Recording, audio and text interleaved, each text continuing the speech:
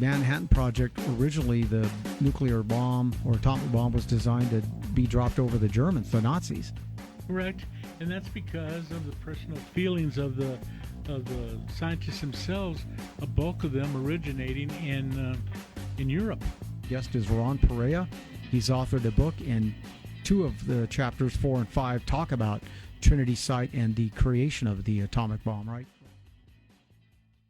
Los Alamos, New Mexico. Talk a little bit about that. Oppenheimer was the director here, and this is where the bomb was actually assembled, created. Where all the scientists congregated to design the various pros and cons of the mechanism.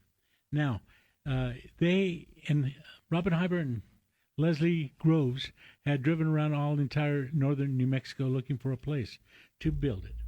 They even looked at Hemis, New Mexico as one spot, but they finally selected on Los Alamos because it was a beautiful, isolated, the only living people there were the boys' school that was in Los Alamos. Yeah. And so that was the ideal. It was as barren as you can get. They picked it. Yeah. All right, folks, Jeffrey Candelaria here, the Gauntlet of Truth. We're talking about the 75th anniversary of the detonation of, literally within a month, the first 3 fissionable atomic bomb explosions. The first, which was Trinity Site, some 60 miles southeast of Socorro, New Mexico.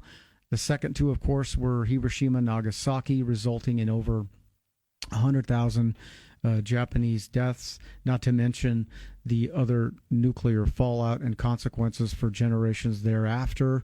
The question is, would you have dropped the bomb? Truman had that decision to make. Originally, to Ron's point, let me introduce Ron again. Ron is the author of Elsie and Elsa. That is a book that features historical events that took place right here in New Mexico. We're focusing on, of course, the Manhatten Project. And to your point, Ron, the Manhattan Project, originally the nuclear bomb or atomic bomb was designed to be dropped over the Germans, the Nazis. Correct, and that's because of the personal feelings of the scientists themselves.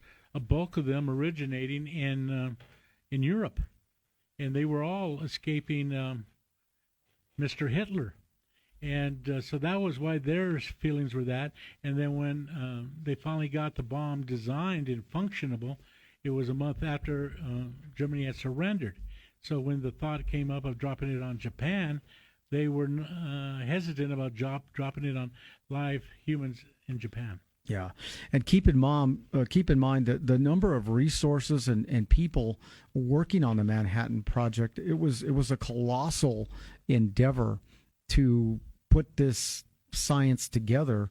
I'm trying to remember how many sites there were. Did you say there were actually more than 30 sites all over the country, but most famously, of course, were Los Alamos, Oak Ridge, Tennessee, and I believe Hanford, Oregon. Yeah, and Oregon. There was a facility in Canada. Yes. Actually, here the statistics are 130,000 scientists and support staff were coalesced to the tune of, in today's dollars, about $45 billion. 30 sites across the U.S. and Canada, the most famous of which were Los Alamos, Oak Ridge, and Tennessee were the primary sites. Oak Ridge was in charge of basically enriching the uranium and plutonium material, and Los Alamos was more responsible for the actual creation.